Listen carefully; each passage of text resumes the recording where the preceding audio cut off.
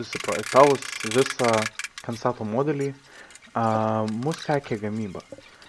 Pirmiausia, gamyboje mes susidėliojame visą kaip ir planą, kad reikia išsisriekti būtent tiek milimetrų, būtent atsipjauti tokio dydžio strypelį. Tuomet po viso planavimo sekė gamybos pradžia. Tai susiradome strypelius tinkamo maždaug dydžio, kad nebūtų per maži.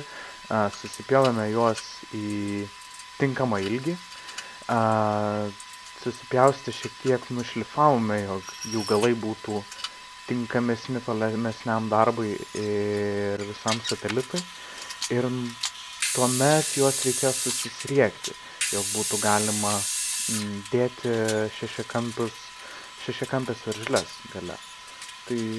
O susisriegus liko tik tai viską surinkti ir toliau projektuotis kitus komponentus, jog tvirtinti elektronikos dalis.